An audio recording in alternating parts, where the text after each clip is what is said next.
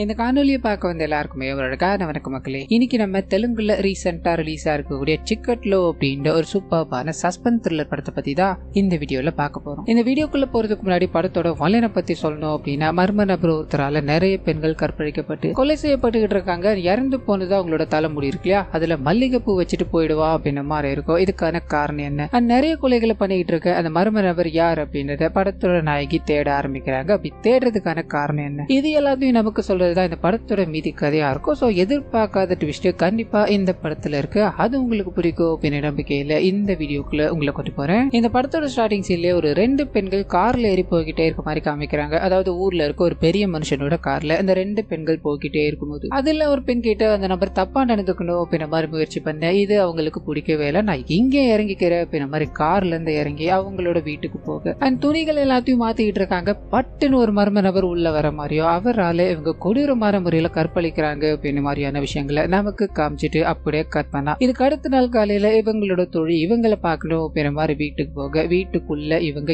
இறந்து போன நிலையில அந்த தலையில மல்லிகை பூவும் ஒரு சலங்கையும் இவங்களோட பக்கத்துல இருக்கு. இதை பார்த்தது உங்களுக்கு என்ன பண்றதுன்னு புரியல.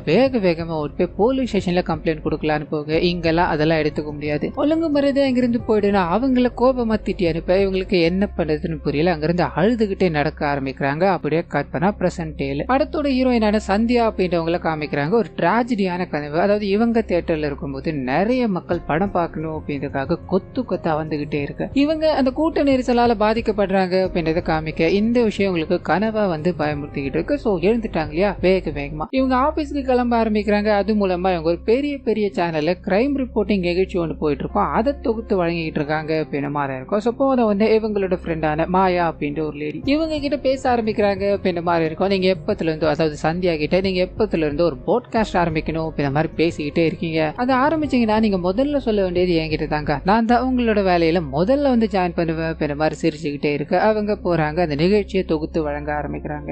அதுல உங்களுக்கு கொடுக்கப்படுற வசனங்களும் ஸ்கிரிப்டும் சுத்தமா பிடிக்கவே இல்லை அப்படின்ற மாதிரி இருக்கும். வேண்டாம் வெறுப்பா அதை எல்லாத்தையும் பறிச்சுட்டு இவங்களோட சீனியர் ஆபீசர் கிட்ட போய், நான் 4 வருஷமா இந்த கம்பெனில வேலை பார்த்துக்கிட்டு இருக்கேன், இன்னமும் எனக்கு பிடிச்ச ஸ்கிரிப்டை நான் படிக்க முடியல அப்படின்றது இங்க வேதனையா இருக்குன்னு சொல்ல அந்த மனுஷன் கூப்பிட்டு உட்கார வச்சு பேச ஆரம்பிக்கிறார். இவரோட மெயின் மோட்டோவே டிஆர்பி ரேட்டிங், அது மூலமா பணம் வரணும், அதுக்காக மட்டும்தான் நாம இந்த எல்லா விஷயங்களையும் பண்ணிக்கிட்டு இருக்கோம். நீ சொல்ற விஷயங்கள் எல்லாத்தையும் இதுல இம்ப்ளிமெண்ட் பண்ண முடியாதுன்னு சொல்ல இவங்க இதுதான் கரெக்டான சமயம் அப்படின்ற மாதிரி வேலையை விட்டுட்டு அந்த பாட்காஸ்ட ஸ்டார்ட் பண்ணணும் அப்படின்ற மாதிரி இருந்தாங்க இல்லையா. அதை பத்தி இவங்களோட காதலனான அமர் கிட்ட பேசிக்கிட்டு இருக்காங்க. அந்த மனுஷன் ஒரு காஃபி ஷாப் வச்சுக்கிட்டு இருக்காருன்னு இருக்கும். சோ 2 பேரும் உட்காந்து பேச ஆரம்பிக்கிறாங்க. அது கூடவே மாயா இருக்காங்க இல்லையா, அவங்களையும் இவங்களோட பாட்காஸ்ட்ல சேர்த்துக்கிட்டாங்க அப்படின்னு மாதிரி இருக்கும். சோ மொத்தமா பேசிட்டு அங்கிருந்து கிளம்பலாம் ட்ரை பண்ண மாயா கிட்ட இவங்களோட கம்பெனியும் நெக்லஸையும் கொடுத்துட்டு போயிருக்காங்க. அது ஹீரோயின் கொடுத்துருக்காங்க அப்படின்னு மாதிரி இருக்கும். நாளைக்கு நான் அமரோட வீட்டுக்கு போறேன், அதனால நீ எனக்கு அதை சீக்கிரமா கொடுக்க முடியுமான்னு சொல்ல அவங்க தலையாட்டிட்டு போக அப்படியே கட் பண்ணி ஹீரோயினோட வீட்டுக்குள்ள போக ஆரம்பிக்குது. இவங்களோட காதலன் இவங்களை விட 2 வயசு சின்ன பையன் அண்ட் வேற கேஸ்ட் அப்படின்ற மாதிரி இருக்கும். இருந்தாலும் வீட்டுல இருக்க எல்லாருமே கன்வின்ஸ் ஆயிட்டாங்க. இதனால மாப்பிள்ளையை பார்க்கணும் அப்படின்ற மாதிரி ஃபேமிலியோட இதுக்கு அடுத்த நாள் கிளம்பிக்கிட்டே இருக்கும்போது மாயா கிட்ட ஜுவல்ஸை வாங்கணும் அப்படின்ற மாதிரி இவங்க முடிவுல இருந்தாங்க இல்லையா. அவங்க வர்றதுக்கு தாமதம் ஆகிக்கிட்டே இருக்கு. அவ இன்னும் தூங்கிட்டே தான் இருப்பா, நம்ம போற காரியத்தை முடிச்சிட்டு அப்புறம் பாத்துக்கலாம் அப்படின்ற மாதிரி இக்னோர் பண்ணிட்டு அங்க போறாங்க. ஃபேமிலியா பேச ஆரம்பிக்கிறாங்க. அது மூலமா ஹீரோயினோட மாமியா இருக்காங்க இல்லையா, அவங்க ஹீரோயின் கூட பேச ஆரம்பிக்கிறாங்க. கல்யாணம் ஆனதுல இருந்து, அதாவது அவங்களுக்கு கல்யாணம் ஆனதுல இருந்து அவங்களுக்கு ஃப்ரெண்ட்ஸ் அப்படின்ற வட்டாரமே கிடையாது. இதை பத்தி அவங்க ஒரு மாதிரி ஃபீல் பண்ணி பேசிக்கிட்டு இருக்காங்க. அந்த சமயத்துலதான் ஒன்னும் கவலைப்படாதீங்க, நான் இங்க கல்யாணம் பண்ணிட்டு வந்துட்டேன் அப்படின்னா நம்ம 2 பேரும் பயங்கர ஃப்ரெண்ட்ஸ் ஆயிடலாம் அப்படின்ற மாதிரி சிரிச்சுக்கிட்டே அங்க இருந்து கார்ல கிளம்ப ஆரம்பிக்க. அப்பதான் மாயாவோட வீட்டுல வேலை செய்யற ஒரு அம்மா அங்கிருந்து அழுதுகிட்டே ஓடி வராங்க அப்படின்ற மாதிரி இருக்கும். மாயாவோட ரூம் முழுக்க ரத்தமா இருக்கு. எனக்கு ஒன்னும் புரியல மாதிரி கண் கலங்கிட்டே இருக்க ஹீரோயின் வேகமா அங்க போய் பார்க்கும்போது மாயா அவங்களோட காதலனான ஒருத்தன் 2 பேருமே கொடூரமான முறையில சாகடிக்கப்பட்டிருக்காங்க. அவங்க உல்லாசமா இருக்கணும் அப்படின்றதுக்காக நிறைய கருவிகள்லாம் பயன்படுத்தியிருப்பாங்க. அந்த கருவிகளோட அவங்க ரொம்ப ப்ரூட்டலான முறையில சாகடிக்கப்பட்டிருக்காங்க அப்படின்ற விஷயம் தெரிய ஆரம்பிக்குது. அப்படியே போலீஸ்காரங்களுக்கு இன்ஃபார்ம் பண்ண ஆரம்பிக்கிறாங்க. ஒரு போலீஸ் ஆபீசர் இந்த கேஸ் எடுத்து ஃபுல்லா விசாரிக்க ஆரம்பிக்கிறார். அது கூடவே ஹீரோயினையும் விசாரிக்க ஆரம்பிக்கிறார். அவங்க தான் போலீஸ்க்கு தகவல் கொடுத்தாங்க அப்படின்ற மாதிரி இருக்கும். இறந்து போனது அவங்களோட க்ளோஸ் ஃப்ரெண்ட் அப்படின்ற மாதிரியும் சொல்ல போலீஸ்காரங்க எல்லா டீடைல்ஸும் வாங்கிட்டு இந்த கேஸை நாங்க பாத்துக்கிறோம், நீங்க உங்களோட வேலையை பார்க்கலாம் அப்படின்ற மாதிரி ஹீரோயினை அனுப்பி விடும்போது அவங்களால இதுல இருந்து வெளியே வர முடியல. கூடவே இருந்த பெண் திடீர்னு இறந்து போயிட்டாங்க. அந்த விஷயத்தை வச்சு மீடியாக்காரங்க தப்பா பேசிட்டு இருக்காங்க. குறிப்பா இவங்க வேலை செஞ்ச சேனல் இருக்கு இல்லையா, அது பயங்கரமான கொச்சையான வார்த்தைகளை பயன்படுத்திக்கிட்டு இருக்காங்க. அது உல்லாசமா இருக்கணும்னு நினைச்சவங்கள மர்ம நபர் ஒருத்தர் வந்து கொலை பண்ணிட்டு போயிருக்காரு. அப்படி இருந்தது அவங்க தப்பா இல்ல மர்ம நபர் என்னடாப்பா அப்படின்ற மாதிரி இது எல்லாத்தையும் ஒரு பட்டிமன்றமா நடத்திக்கிட்டே இருக்கு. இவங்களுக்கு என்ன பண்றதுன்னு புரியல. அந்த சமயத்துலதான் இவங்களோட ஆபீஸ்ல இருந்து இவங்களுக்கு அழைப்பு வர ஆரம்பிக்குது. நடந்தது நடந்து போச்சு, நீங்க இந்த இடத்துல பல வருஷமா வேலை பார்த்தீங்க இல்லையா, இதனால உங்களுக்கு இன்னொரு வாய்ப்பு தரேன், நீங்க இங்க மறுபடியும் வந்து ஜாயின் பண்ணிக்கலாம்னு சொல்ல இவங்க பக்கத்துல இருக்க டிவியை பார்க்க ஆரம்பிக்கிறாங்க. அதுல இங்க வேலை செஞ்ச மாயாவை தான் இவங்களோட ஓன் சேனல்ல அவங்கள தப்பா பேசிக்கிட்டு இருக்காங்க அப்படின்ற மாதிரியான விஷயங்களை காமிச்சிட்டு இவங்க இங்கதான் வேலை செஞ்சாங்க, அதுக்காக கொஞ்சம் கூட எம்பத்தியே இல்லாம இப்படி பண்ணிக்கிட்டு இருக்கிறது எனக்கு பிடிக்கல, அண்ட் இதுக்கு மேல இந்த சேனல்ல நான் வேலை செய்ய விரும்பல அப்படின்ற மாதிரி அங்க இருந்து கிளம்பி இவங்களோட ஆசைப்பட்ட அந்த போட்காஸ்ட் இருக்கு இல்லையா, அதை தொடங்கணும் அப்படின்ற மாதிரி முடிவு பண்ண ஆரம்பிக்கிறாங்க. செட்டப் எல்லாத்தையும் எடுத்து வச்சு அதை பேசவும் ஆரம்பிக்கிறாங்க அப்படின்ற மாதிரி இருக்கும். அது மூலமா யாருமே இல்லாத நேரத்துல இவங்க கிரைம் சீனுக்குள்ள போயிருக்காங்க. அங்க நடந்த விஷயங்கள் எல்லாத்தையும் இவங்களோட கற்பனையில அப்படியே விவரிக்க ஆரம்பிக்கிறாங்க. நமக்கு ரேண்டமா அப்படியே காமிக்க ஆரம்பிக்கிறாங்க. ஒரு மர்ம நபர் வீட்டுக்குள்ள என்டர் ஆகுறாரு. 2 பேர் இருக்கிறத பார்த்து 2 பேரையுமே கொடூரமான முறையில தாக்கிட்டு அண்ட் குறிப்பா மாயாவை கற்பழிச்சு கொலை பண்றாரு அப்படின்ற மாதிரி இருக்கும். கற்பழிச்சு முடிச்சதோ அவங்களோட தலையில மல்லிகைப்பூ அண்ட் இவங்களோட காதலன் ஒருத்தன் தான் இல்லையா, அவனோட வாயில அங்க பயன்படுத்தின பொருட்களே ஒண்ணு சலங்க மாதிரியான வடிவத்துல இருக்கும், அதை சொருவிட்டு போயிருக்காரு அப்படின்றது தெரிய ஆரம்பிக்குது. இது எல்லாமே போலீஸ்காரங்க இன்வெஸ்டிகேஷன் பண்ணிட்டாங்க. ஆனா என்னோட கேள்வி என்ன அப்படின்னா, மாயாவோட உடம்புல இருந்த கம்பல் நெக்லஸ் அப்படின்ற எதுவுமே காணோம் அப்படின்றதான் சொல்லும் போது இந்த விஷயத்த போலீஸ்காரங்க அங்க ஃபாரன்சிக் டீம் எல்லாம் வர வச்சு செக் பண்ணிருப்பாங்க இல்லையா, அப்ப கூட நோட் பண்ணி இருந்திருக்க மாட்டாங்க. இதை இவங்க நோட் பண்ணி பப்ளிக்கா பேசிக்கிட்டே இருக்கும்போது அப்படியே போலீஸ்காரருக்கு தெரிய ஆரம்பிக்குது. அதை பத்தி விசாரிக்க ஆரம்பிக்கிறார். அப்பதான் அந்த வீட்டுக்கு வெளியில ஒரு கால் தடம் இருந்தது அப்படின்றது போலீஸ்காரர் ஏற்கனவே இன்வெஸ்டிகேஷன்ல கைப்பற்றிருப்பார். அதை விசாரிக்கும் போதுதான் 2 நாளைக்கு முன்னாடி வரைக்கும், அதாவது கொலை நடந்ததுக்கு 2 நாளைக்கு முன்னாடி வரைக்கும் ஒரு செக்யூரிட்டி வேலை பார்த்தாரு அப்படின்ற மாதிரி இருக்கும். இப்போ அந்த மனுஷனை காணோம் அப்படின்ற விஷயம் தெரிய ஆரம்பிக்குது. சோ அவர் எங்க போயிருப்பாரு அப்படின்ற மாதிரி ஃபேமிலியை செக் பண்ண ஆரம்பிச்சு அது மூலமா அவர் ட்ராக் பண்ண ஆரம்பிக்கிறாங்க. கரெக்டா அதனால வேற ஒரு இடத்துல வளைச்சு பிடிக்கிறாங்க அப்படின்ற மாதிரி இருக்கும். அந்த மனுஷன் கிட்ட தான் காராம போன நகைகள்ல ஒரு ஜுவல் இருந்திருக்கு, அதாவது நெக்லஸ் இருந்திருக்கு அப்படின்றது தெரிய ஆரம்பிக்குது. சோ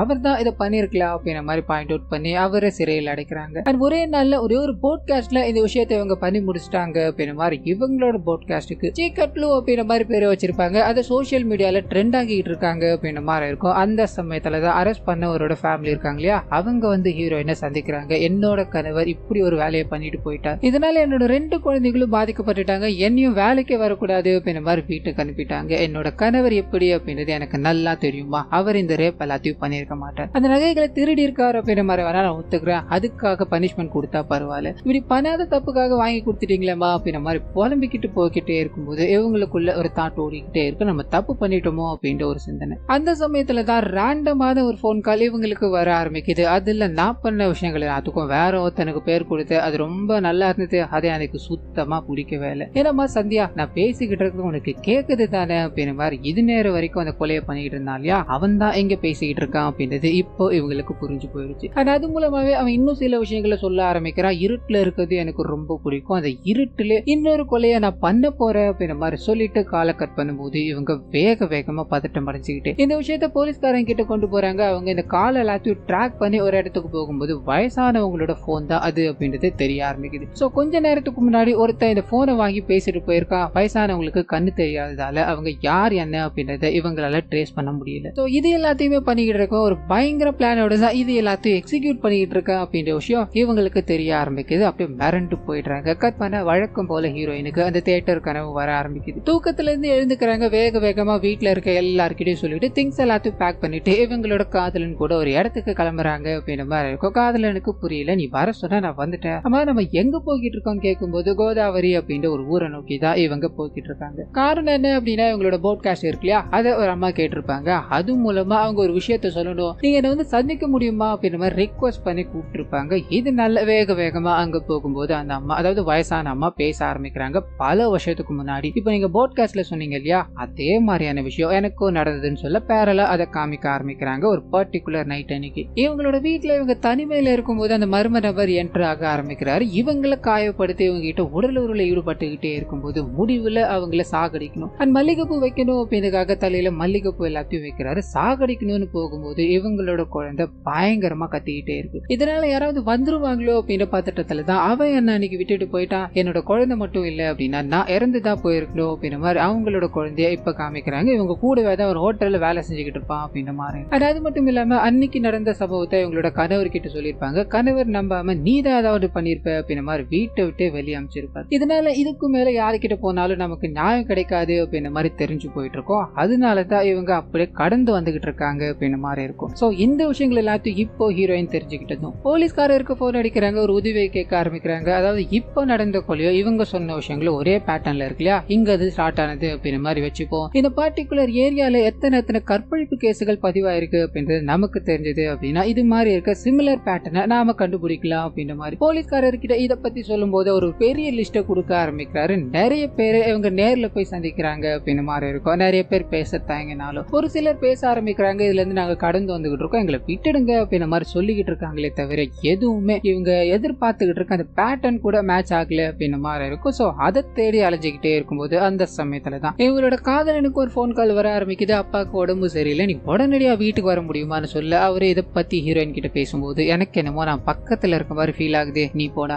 ஒரு நாள் கழிச்சு நான் பின்னாடியே வந்துட்டேன் அப்படின்ற மாதிரி அவரை அனுப்பி வச்சுட்டு இவங்க மறுபடியும் அந்த ஃபைல்ஸ் எல்லாத்தையும் ஃபாலோ பண்ண ஆரம்பிக்கிறாங்க. ஆனா அந்த சமயத்துலதான் ஒரு பர்டிகுலர் லேடியை பார்க்கணும் அப்படின்ற மாதிரி போக அவங்க நீங்க சொல்ற விஷயங்கள் எதுவுமே எனக்கு ஞாபகம் இல்ல, முதல்ல இங்க இருந்து கிளம்புங்க அப்படின்ற மாதிரி அனுப்பி வைக்க இவங்களுக்கு அவ்வளவுதான் ஹோப்பே போயிடுச்சு. நம்ம போய்கிட்டு இருக்க பாதை தப்பா இருக்குமோ அப்படின்னு ஒரு முடிவுல இருக்கும்போது அப்பதான் ரீசெண்டா இப்போ ஒருத்தவங்கள பாத்துட்டு இருந்தாங்க இல்லையா, அவங்களோட மாமா அப்படின்ற மாதிரி ஒருத்தர் ஹீரோயினை சந்திக்கிறாரு. நடந்த விஷயங்கள் எல்லாத்தையுமே அவன் மறக்கணும் அப்படின்ற மாதிரி பல முறை ட்ரை பண்ணிக்கிட்டே இருக்கா. ஆனா அது எப்படியுமா மறக்க முடியும் அப்படின்ற மாதிரி அவங்களுக்கு நடந்த அந்த கொடூரமான சம்பவத்தை பத்தி சொல்ல ஆரம்பிக்கிறார். என்ன ஏது அப்படின்றத நமக்கு ஃபர்தரா ரிவீல் பண்ணாம இதை கேட்டது ஹீரோயின் அங்கிருந்து கிளம்பிக்கிட்டே இருக்கும்போது அப்பதான் இவங்களோட லைஃப்ல ஒரு டிராஜடியான சம்பவம் நடந்திருக்கு. அது இப்போ நமக்கு முழுமையா எக்ஸ்பிளைன் பண்ண ஆரம்பிக்கிறாங்க. இவங்களோட அப்பா கூட இவங்க முதல் நாள் ஷோக்கு படத்துக்கு போகும்போது அங்க நிறைய ஆண்கள் இருப்பாங்க, அந்த ஆண்களால இவங்க பிசிக்கலா அபியூஸ் பண்ணப்படுறாங்க அப்படின்ற மாதிரி இருக்கும். இதை பத்தி இவங்க அப்பா அம்மா கிட்ட பேசி நம்ம கம்ப்ளைண்ட் கொடுக்கணும் அப்படின்ற மாதிரி சொல்ல அம்மா இருக்காங்க இல்லையா, பொண்ணை முதல்ல ஃபர்ஸ்ட் ஷோ கூட்டு போனது தப்பு, நம்ம இந்த விஷயத்த வெளியே சொன்னோம் அப்படின்னா நமக்கு தான் அசிங்கமாயிடும், நான் சொல்றபடி கேளுங்க அப்படின்ற மாதிரி இந்த விஷயத்த மூடி மறைக்கிறாங்க அப்படின்ற மாதிரி இருக்கும். ஸோ பிரசன்ட்ல இது எல்லாத்தையும் நினைச்சுக்கிட்டு இவங்களோட போட்காஸ்ட ஸ்டார்ட் பண்ண ஆரம்பிக்கிறாங்க அப்படின்ற மாதிரி இருக்கும். அது மூலமா கடைசியா ஒருத்தர் வந்து பேசிட்டு போனா இல்லையா, அவர் சொன்ன விஷயங்கள் ரிவீல் ஆக ஆரம்பிக்குது. தீபாவளியான அன்னைக்கு அந்த லேடி வீட்டுல இருக்க எல்லா வேலைகளையும் அழகா பார்த்துக்கிட்டே இருக்கும்போது திடீர்னு ஒரு மர்ம நபர் உள்ள என்ட்ராக ஆரம்பிக்கிறார், இவங்களை பிடிக்கிறார் அப்படின்னு மாதிரி இருக்கும். சோ தப்பிச்சு போகணும் அப்படின்னு மாதிரி பல முறை ட்ரை பண்ணிக்கிட்டே இருக்கு. இவங்களோட கணவர் வீட்டுக்குள்ள என்ட்ராகிறார் அப்படின்னு மாதிரி இருக்கும். இதை பார்த்து அந்த மர்ம நபரும் கணவரை போட்டு ஒரே அடி. அங்க ஒரு மாட்டு சலங்க ஒண்ணு இருக்கும், அதை எடுத்து அவரோட கழுத்துல போட்டுட்டு ஒரு பெரிய ஆப்ஜெக்ட் மாதிரி இருக்கும், அதை எடுத்து ஒரே சொருகு அந்த இடத்துல அவர் துடி துடிக்கு இறந்து போக இதை பார்த்து இவங்க அப்படியே உறைஞ்சு போய் நிப்பாங்க இல்லையா, அப்போ இவங்களை கற்பழிச்சுட்டு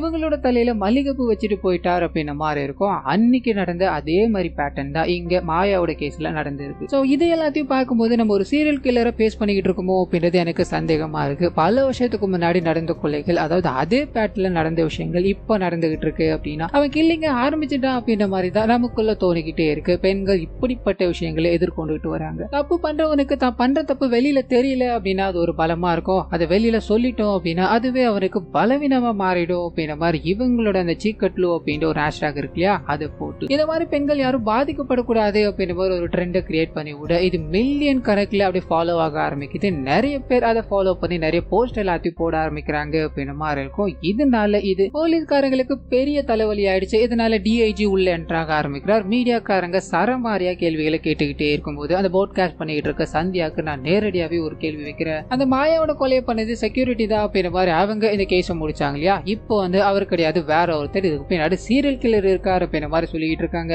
இது எல்லாத்தையுமே அவங்க இந்த கேஸுக்காக உதவணும் அப்படின்ற மாதிரி பண்ணிக்கிட்டு இருக்காங்க, இது எல்லாத்தையும் டைவர்ட் பண்ணணும் அப்படின்ற மாதிரி தசை திருப்பிக்கிட்டு இருக்காங்களா. இது எல்லாமே உண்மை, நிறைய விக்டிம்ஸ் இதுல பாதிக்கப்பட்டிருக்காங்க அப்படின்னா அந்த விக்டிம்ஸ் எல்லாமே எங்க போனாங்க, அவங்கள கண்ணு முன்னாடி கொண்டு வந்து நிறுத்தி இது எல்லாத்தையும் அவங்க முன்னாடி கொண்டு வந்து நிரூபிக்க முடியுமா அப்படின்ற மாதிரி சொல்லிட்டு போக இந்த விஷயத்த இந்த கேஸ் ஹேண்டில் பண்ணிக்கிட்டு இருக்கா இல்லையா, அவரும் ஹீரோயின் கிட்ட சொல்லிட்டு தேவையில்லாத விஷயங்களை நீங்க போட்காஸ்ட்ல சொல்றதை நிறுத்துங்க, விக்டிம்ஸ் முன்னாடி வந்தா மட்டும்தான் இது எல்லாமே செல்லுபடி ஆகும் அப்படின்ற மாதிரி சொல்லிட்டு போக இவங்க ஒரு பெரிய பெரிய டிசிஷனை எடுக்க ஆரம்பிக்கிறாங்க. அது என்ன அப்படின்னா இவங்க கான்டாக்ட் பண்ண எல்லா விக்டிமுமே மக்கள் முன்னாடி கொண்டு வந்து நிறுத்தணும் அப்படின்றத. இதனால இவங்களோட சேனலோட எம்டி ஒருத்தர் இருந்தா இல்லையா, அவரோட உதவி மூலமா நிறைய பிரஸ்காரங்களை ஒரு இடத்துல கேதர் பண்றாங்க. இவங்க முன்னாடி எல்லாரையும் கொண்டு வந்து நிறுத்தணும் அப்படின்ற மாதிரி ஒருத்தருக்கா கால் பண்ணி கேட்டுக்கிட்டே இருக்காங்க. இதுக்கு முன்னாடி வரைக்கும் வர அப்படின்ற மாதிரி சொல்லிக்கிட்டு இருந்தவங்க இப்போ ஒருத்தரா இல்ல எனக்கு பயமா இருக்கு, இந்த விஷயத்த வெளியில சொன்னா இவங்களோட ஃபேமிலி ஸ்பாயில் ஆயிடும், அதனால நாங்க வரல அப்படின்ற மாதிரி ஒருத்தவங்களா கண்டு போய்கிட்டே இருக்கு. எல்லா மீடியாக்காரங்க முன்னாடி ஹீரோயின் அசிங்கப்பட ஆரம்பிக்கிறாங்க. இவங்களோட ஃபேம்காக மட்டும்தான் இது எல்லாத்தையும் பண்ணிக்கிட்டு இருக்காங்க போல அப்படின்ற மாதிரி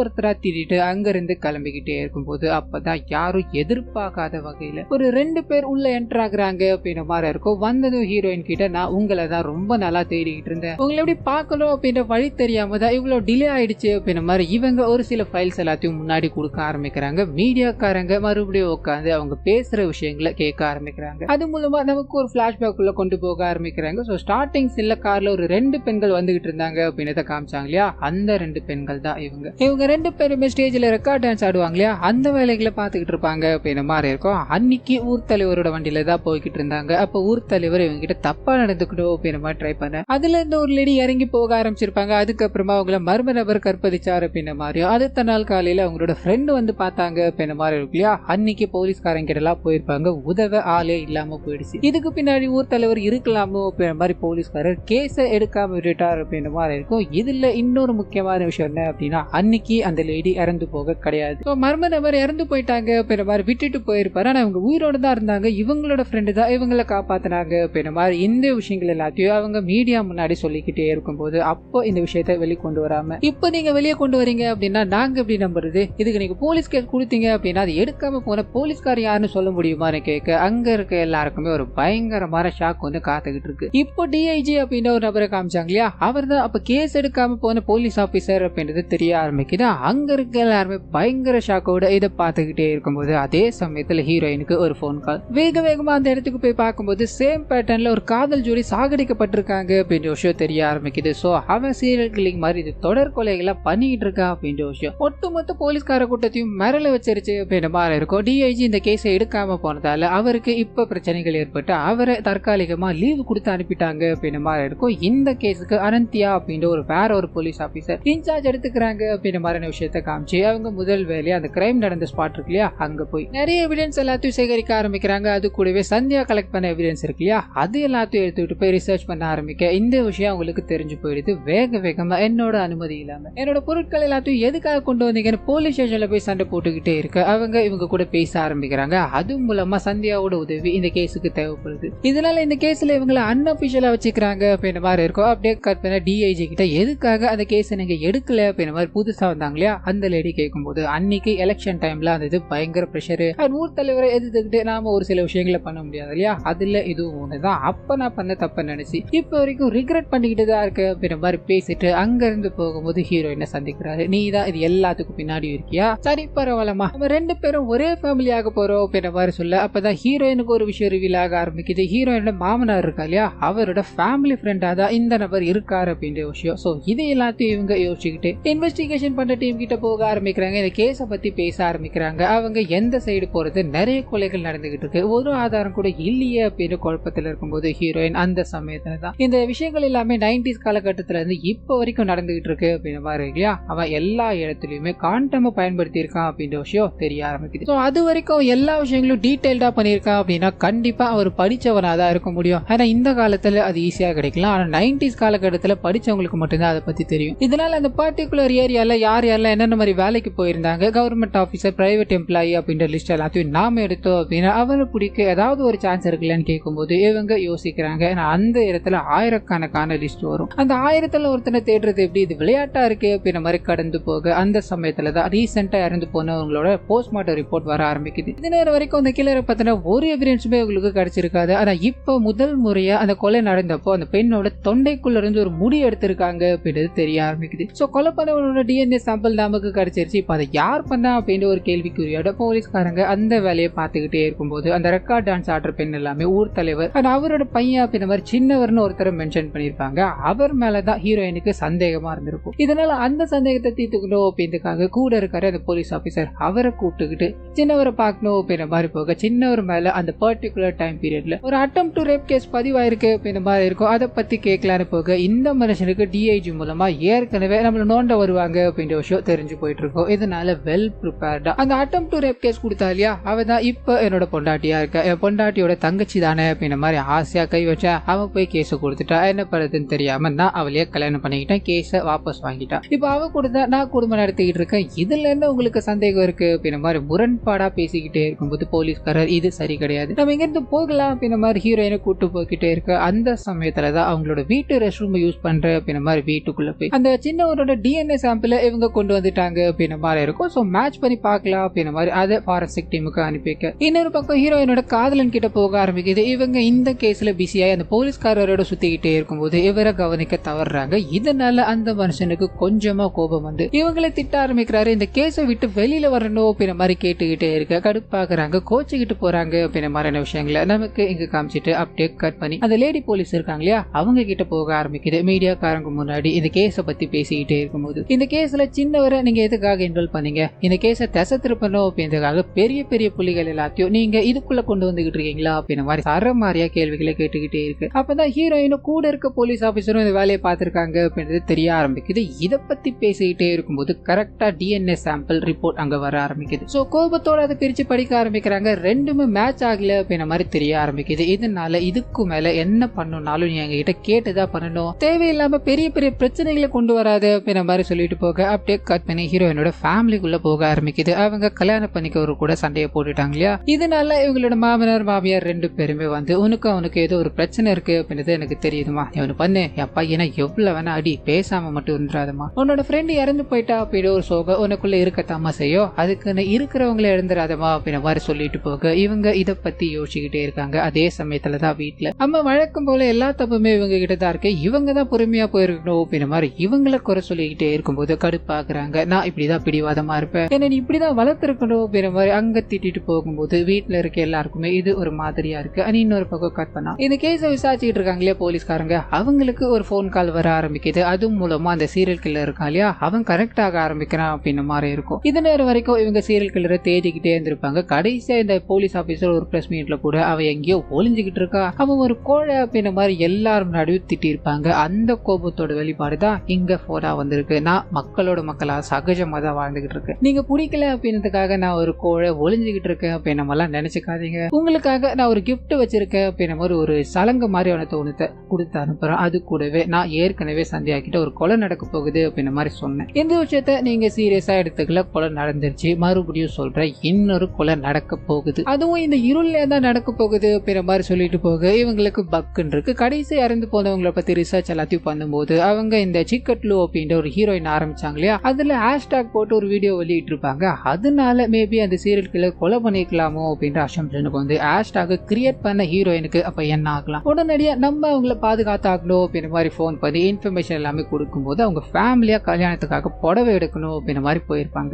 இந்த விஷயம் தெரிஞ்சது அவங்க வேக வேகமா மொத்த ஃபேமிலியும் கூப்பிட்டுக்கிட்டு அங்க இருந்து போய்கிட்டே இருக்கும்போது ஃபேமிலி ஃப்ரெண்டான அந்த டிஐஜி இருக்கா இல்லையா அவர் வந்து இவங்களோட மாமனாரை சந்திக்கிறார் அப்படின்ற மாதிரி இருக்கும். பேசிக்கிட்டே இருக்கும்போது அங்கிள் டைம் ஆயிடுச்சு, நம்ம இங்க இருந்து போகலாமா அப்படின்ற மாதிரி டிஐஜி மேல ஒரு சந்தேக பார்வையோட அங்க இருந்து போக வீட்டுல காமிக்கிறாங்க. இவங்க நிம்மதியா தூங்கிட்டே இருக்கும்போது இவங்களுக்கு ஒரு டிராஜடியான கனவு வந்து தூக்கம் கலையுது அப்படின்ற மாதிரி இருக்கும். எழுந்து வெளியே போக ஒரு ரேண்டமான ஒரு மர்ம நபர்னு சொல்லலாம். அந்த மர்ம நபரால இவங்களோட கத்திட்டு கொளுத்தப்படுது. இவங்களை பார்த்து அந்த மர்ம நபர் ஓட ஆரம்பிக்கிறாரு. கண்டிப்பா அவன் தான் இது எல்லாத்துக்கும் பின்னாடி இருக்கணும் அப்படின்ற மாதிரி ஹீரோயின் துரத்திக்கிட்டே இருக்கும்போது ஒரு கட்டத்துல அவனை பிடிக்கிறாங்க, அவன் கூட சண்டை போட ஆரம்பிக்கிறாங்க. ரெண்டு பேருக்கும் பயங்கரமான சண்டைகள் போய்கிட்டே இருக்கு. முடிவுல அந்த நபர் யார் அப்படின்றது இவங்களுக்கு தெரிஞ்சு போயிடுச்சு. சோ இவங்களுக்கு ஒரு கால் வந்தது, கோதாவரி ஊருக்கு போயிருப்பாங்க இல்லையா, அப்ப கூட இவன் தான் என்னோட பையன், என் பையனுக்காக தான் நான் உயிரோட இருக்கேன் அப்படின்ற மாதிரி அந்த அம்மா சொல்லியிருப்பாங்களே, அந்த அம்மாவோட பையன் தான் இங்க மர்ம நபரா சுத்திக்கிட்டு இருக்கான். சோ இது எல்லாத்தையும் பார்த்து இதுக்கு பின்னாடி நீ தானடா இருக்க, இந்த கொலைகள் எல்லாத்தையும் எதுக்காகடா பண்ண அப்படின்ற மாதிரி கேட்க அவன் அழுதுகிட்டே இது எதுவுமே நான் பண்ண கிடையாது,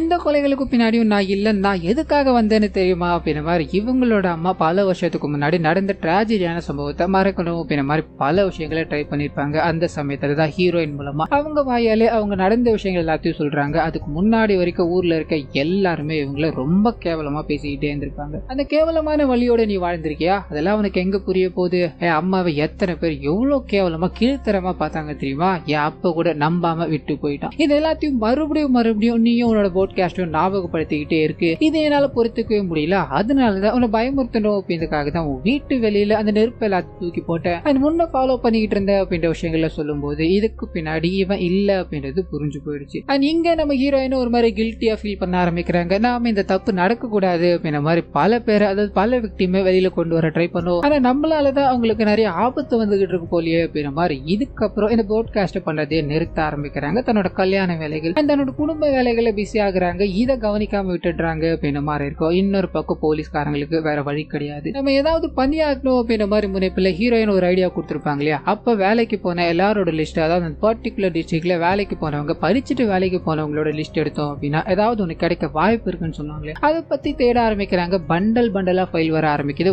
ஒவ்வொரு ஃபைலையும் அனாலிஸ் பண்ணிக்கிட்டே இருக்கும்போது இன்னொரு பக்கத்துல ஹீரோயின் இந்த கல்யாண வேலைக்குள்ள பிஸியா இருந்தாங்க இல்லையா. அப்பதான் இவங்களுக்கு ஒரு அதிர்ச்சியான சம்பவம் காத்துக்கிட்டு இருக்கு. இவங்களோட மாமியார் இருக்காங்க இல்லையா, அவங்க மாடி மேல இருந்து கீழே விழுந்து இறந்து போயிட்டாங்க அப்படின்ற மாதிரி இருக்கும்.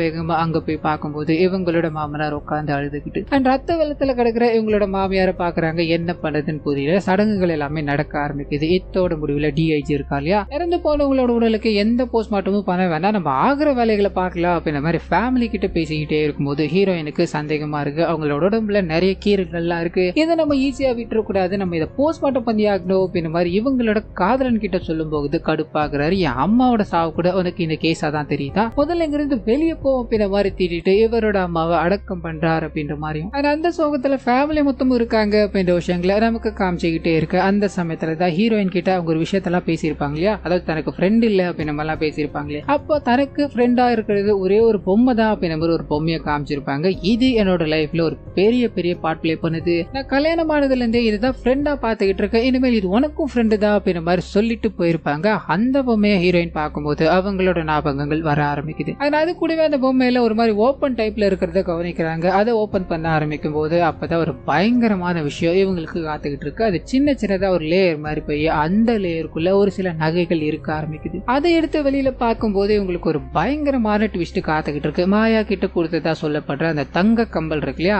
அது அதுல வைக்கப்பட்டிருக்கு. ஒன்னும் புரியாம குழம்பி போய் மற்ற விஷயங்கள் எல்லாத்தையும் தேடி அலைய ஆரம்பிக்கிறாங்க. அதே சமயத்துல போலீஸ்கார டீமுக்கு லிஸ்ட் எல்லாத்தையும் எடுத்துக்கிட்டே இருந்தாங்க இல்லையா. அப்போ திருச்சியில இருந்து ஒரு போலீஸ் ஆபீசர் போன் பண்ணி உங்களோட இன்வெஸ்டிகேஷன் ஃபைல் எல்லாத்தையுமே பார்த்தோம், இதே மாதிரி பேட்டர்ன்ல இங்க ஒரு கொலை நடந்திருக்கு, அதுவும் பல வருஷத்துக்கு முன்னாடி நடந்திருக்கு அப்படின்ற மாதிரி சொல்ல இவங்களுக்கு இது ஒரு வைட்டலான எவிடன்ஸா இருக்க ஆரம்பிக்குது. காரணம் என்ன அப்படின்னா, அந்த ஊர்ல வேலை செஞ்ச ஒரு நபர் திருச்சிக்கு டிரான்ஸ்பர் ஆகி போகலாம், அது மூலமா அங்க கொலை பண்ணிருக்கலாம் அப்படின்ற பாயிண்ட் ஆஃப் வியூல லிஸ்ட் எல்லாத்தையும் எடுத்தாங்க இல்லையா. யாரெல்லாம் திருச்சிக்கு டிரான்ஸ்பர் ஆகி போயிருக்காங்க அப்படின்ற ஒரு பர்டிகுலர் லிஸ்ட் எடுக்கும்போது அந்த இடத்துலதான் ஒரு நபரோட பேர் வர ஆரம்பிக்குது. பயங்கரமான ஷாக்கிங்க நமக்கு காத்துக்கிட்டு இருக்கு. ஸோ ட்விஸ்ட்னு கூட சொல்லலாம். அந்த பேர் யார் அப்படின்னா ஹீரோயினோட மாமனார் இருக்கா இல்லையா, அவர் தான் இது எல்லாத்துக்கும் பின்னாடி இருக்காரு அப்படின்றத போலீஸ்காரங்க கண்டுபிடிக்க அதே சமயத்துல ஹீரோயினோ அப்படி இப்படின்னு கண்டுபிடிச்சிட்டாங்க. அதை கன்ஃபார்ம் பண்ணணும் அப்படின்றதுக்காக அவரோட டிஎன்ஏ சாம்பிள் எடுக்கணும் அப்படின்ற மாதிரி வீட்டுக்கு போக அந்த மனுஷனுக்கு தெரிஞ்சு போயிடுச்சு இதுக்கு பின்னாடி நம்ம இருக்கோம், நம்ம மாட்டிக்கிட்டோம் அப்படின்ற விஷயம். இதனால எல்லாரையும் கொலை பண்ண இப்போ நீ என்ன பார்க்கணும் அப்படின்ற மாதிரி வந்திருக்கு. உன்னைய கொலை பண்றதுக்கு எனக்கு எவ்வளவு நேரம் ஆகும் அப்படின்ற மாதிரி அவங்கள கொலை பண்ணலான்னு போக ஒரு பயங்கரமான சண்டை. இந்த சண்டையோட முடிவுல கரெக்டா போலீஸ்காரங்க அந்த இடத்துக்கு வராங்க, இவரை கைது பண்றாங்க அப்படின்ற மாதிரி இருக்கும். ஒரு லேடியோட தொண்டைக்குள்ள முடி கடிச்சதுன்னு இருக்கு இல்லையா,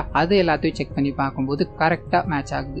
இவர் எந்தெந்த ஊருக்குலாம் டிரான்ஸ்பர் ஆகி போயிருக்காரோ அந்தந்த ஊர்ல கரெக்டான டைம் பீரியட்ல கொலை நடந்திருக்கு அப்படின்ற மாதிரியும் கன்ஃபார்ம் பண்றாங்க. இதுக்கு பின்னாடி இவர் தான் இருக்காரு அப்படின்றது 100% தெரிஞ்சு போயிடுச்சு. ஆனா இவர்கிட்ட கன்ஃபெஷன் வாங்கணும் அப்படின்ற மாதிரி ட்ரை பண்ண அது முடியவே இல்லை. ஒரு வார்த்தை கூட பேசாம தயங்கிக்கிட்டே இருக்கும்போது அப்பதான் ஹீரோயின் உள்ள போறாங்க. அவரோட சைல்ட்ஹுட் போட்டோ ஒன்னத்தை காமிக்க ஆரம்பிக்கிறாங்க. அவர் அழுதுகிட்டே ஒரு விஷயத்த சொல்ல ஆரம்பிக்கிறார். பிளாஷ்பேக் உள்ள போக ஆரம்பிக்குது. இவருக்கு அப்பா அம்மா எல்லாம் கிடையாது, இவர் வளர்ந்தது எல்லாமே அவரோட சித்தி கூட தான் அப்படின்ற மாதிரி இருக்கும். சின்ன வயசுல சித்தி இவரு ரொம்ப கருத்தா பாத்துக்க ஆரம்பிச்சாங்க. சித்திய மாதிரி ஒரு நல்லவங்க இந்த உலகத்திலேயே நான் பார்க்க கிடையாது, அவங்க தெய்வமா இருப்பாங்க தெரியுமா. டான்ஸ் ஆடும்போது அவங்களோட சலங்க ஒலி அது அவங்களோட தலையில இருக்க அந்த மல்லிப்பூ அது இன்னமும் அவங்கள தெய்வீகமா காட்டிக்கிட்டே இருக்கும் அப்படின்ற மாதிரி சொல்லிக்கிட்டே இருக்கும்போது இவருக்கு வயசு ஆக ஆகதான் அவங்க இவரை பிசிக்கலா அபியூஸ் பண்ண ஆரம்பிக்கிறாங்க அப்படின்ற விஷயம் இவருக்கு புரிய ஆரம்பிக்குது. ஆனாலும் சித்தி நல்லவங்க அப்படின்ற மாதிரி அதை மைண்ட் செட்டுக்குள்ள வச்சுக்கிட்டு என்னைக்காவது ஒரு நாள் அவங்க நல்லவங்களாயிட மாட்டாங்களா அப்படின்ற மாதிரி இவர் வாழ்ந்துகிட்டே இருக்கும்போது திடீர்னு ஒரு நாள் இந்த விஷயத்த சித்தியோட கணவர் கவனிக்கிறார். இது எல்லாத்துக்கும் பின்னாடி அந்த பையன் தான் இருக்கா, அந்த பையன் தான் இப்படி பண்ணிக்கிட்டு இருக்கா அப்படின்ற மாதிரி அவங்க இது எல்லாத்தையுமே அவன் மேல பழியா போடும்போது கடுப்பாகிறான். இங்க நடந்துகிட்டு இருக்க விஷயங்கள் என்னன்னு தெரியுமா, அவ எல்லாத்தையும் ஏன் மேல போட்டுக்கிட்டு இருக்கா, இது தெரியாம நீ எதுக்காகடா என்ன அடிக்க வர அப்படின்ற மாதிரி அவரை பக்கத்துல இருக்க அந்த மாடு கட்டுற சங்கிலியால பயங்கரமா அடிச்சு அந்த சங்கிலிய அவர் மேல தூக்கி போட்டுட்டு இது நாள் வரைக்கும் பொண்டாட்டி என்கிட்ட என்ன பண்ணிக்கிட்டு இருந்தா தெரியுமா அப்படின்ற மாதிரி அவர் கண்ணு முன்னாடி இவங்களை கற்பழிச்சு அந்த இடத்துல கழுத்து அறுத்துட்டு அங்கிருந்து தப்பிக்கிறார் அப்படின்ற மாதிரியான விஷயங்களை நமக்கு காமிக்கிறாங்க. இவங்களோட சித்தி இறந்து போயிட்டாங்க. ஆனா சித்தி மேல இருக்க கோபம் இருக்கு இல்லையா, அது மட்டும் இவருக்கு இன்னும் போகவே கிடையாது. இதனால சித்தி மாதிரியே இருக்கிற ஆளுங்களை தேட ஆரம்பிக்கிறாங்க. சோ இவர் தேர்ந்தெடுத்த எல்லாருமே பாத்தீங்கன்னா ஏதோ ஒரு வகையில இவரோட சித்திய ஞாபகப்படுத்துற மாதிரி இருக்கும். அதாவது அந்த சலங்கை ஒலி இல்ல தலையில வைக்கிற மல்லிகை பூன்னு சொல்லலாம். இது எல்லாமே இவரோட சித்தியை இவர் இவருக்கு ட்ரிகர் பண்ணி விட்டுக்கிட்டே இருக்க அவங்க எல்லாரையுமே அவங்கள கொலை பண்ண பேட்டர்ன்ல அப்படியே கொலை பண்ண ஆரம்பிக்கிறாரு அப்படின்ற மாதிரி இருக்கும். அண்ட் கடைசியா அவர் கொலை பண்ணது திருச்சியில அப்படின்ற மாதிரி இருக்கும். அங்க சித்தியை கொலை பண்ற அப்படின்ற மாதிரி பல விஷயங்களை பண்ணிட்டு இருப்பாரு. நிறைய வீட்ஸ் எல்லாத்தையும் விட்டுட்டு வந்துட்டோமோ அப்படின்ற மாதிரி இவருக்குள்ள ஓடிக்கிட்டே இருக்கு. இதுக்கு மேல இது பண்ணக்கூடாது அப்படின்ற மாதிரி நிறுத்த ஆரம்பிக்கிறாரு. ஃபேமிலி அப்படின்ற ஒரு கட்டமைப்புக்குள்ள வந்து வாழ ஆரம்பிக்கிறாரு. மறுபடியும் ஒரு மாயாவை கொலை பண்ணி ஸ்டார்ட் பண்ணது எங்க அப்படின்னா, மாயா இருக்காங்க இல்லையா, இவர்கிட்ட வந்து பேச ஆரம்பிக்கிறாங்க. இந்த சந்தியாவோட கல்யாணத்துக்கு நான் டான்ஸ் ஆடணும்ன்ற மாதிரி இருக்க, அதுக்காக தான் இந்த சலங்கைகள் எல்லாத்தையும் வாங்கியிருக்க அப்படின்ற மாதிரி காமிக்கும் போது அந்த சலங்கையை பார்த்ததோ இவருக்கு ட்ரிகர் ஆக ஆரம்பிக்குது. அது கூடவே இவருக்கு வயசானதால அம்னீஷியா வந்துருச்சு அப்படின்ற மாதிரி இருக்கும். நிறைய விஷயங்களை இவர் மறக்க போறாரு. ஆனா அவரோட சித்தியோட விஷயத்த மட்டும் இவரால் மறக்கவே முடியல. இதனாலதான் மறுபடியும் கொலைகளை பண்ண ஆரம்பிக்கிறார். தொடர்ச்சியான கொலைகளை பண்ணிக்கிட்டே இருந்து இப்ப மாட்டிக்கிட்டாரு அப்படின்ற மாதிரி இருக்கும். இதுக்கு நடுவுல இவரோட மனைவி இறந்து போனாங்க இல்லையா, அதுக்கான காரணம் என்ன அப்படின்னா, இவர் இந்த பண்ணிக்கிட்டு இருக்க விஷயங்கள் எல்லாத்தையும் அவங்க கண்டுபிடிச்சிட்டாங்க. இதனால அவங்க பயந்து பயந்து அங்க தப்பிக்கணும் அப்படின்ற மாதிரி ஒரு சில வேலைகளை பண்றாங்க. அதுல ஒண்ணுதான் அந்த பொம்மைக்குள்ள நகைகள் எல்லாத்தையும் வைக்கிறது அப்படின்ற மாதிரி இருக்கும். இந்த விஷயத்த இவர் தெரிஞ்சுக்கிட்டு அவங்கள அந்த இடத்துல சாகடிக்கிறார் அப்படின்ற மாதிரி இருக்கும். சோ இதுதான் நடந்தது அப்படின்ற மாதிரி இவர் சொல்லி முடிக்க ஹீரோயின் ஒரே ஒரு கேள்விதான், இவ்வளவு பண்ணிக்கிட்டு இருக்கீங்களே, உங்களுக்கு கொஞ்சம் கூட குற்ற உணர்ச்சியே இல்லையான்னு கேட்க, நான் எதுக்காக அதை எல்லாத்தையும் வச்சுக்கணும், நான் தான் எல்லாத்தையும் மறந்துகிட்டு இருக்கேனே அப்படின்ற மாதிரி சிரிச்சுக்கிட்டே இருக்கும்போது இவங்க எழுந்து வெளியில போறாங்க. இந்த நபருக்கு ஆயுள் தண்டனை விதிக்கிறாங்க. இந்த கேஸையும் சால்வ் பண்றாங்க. இது எல்லாத்தையும் சேர்த்து இவங்க ஒரு போட்காஸ்டா வெளியிடுறாங்க அப்படின்றத காமிச்சு இந்த படத்தை இதோட முடிக்கிறாங்க அப்படின்ற மாதிரி இருக்கும். சோ கண்டிப்பா இந்த படமும் இந்த படத்துல வந்து எக்கச்சக்கமான ட்விஸ்ட் அண்ட் டர்ன்ஸும் உங்களுக்கு பிடிச்சிருக்கும் அப்படின்ற மாதிரி நம்புறேன். இந்த வீடியோல ஏதாவது நிறைய குறைகள் இருந்தது அப்படின்னா அதை மறந்துடாம கமெண்ட்ஸ்ல பதிவிட்டுருங்க.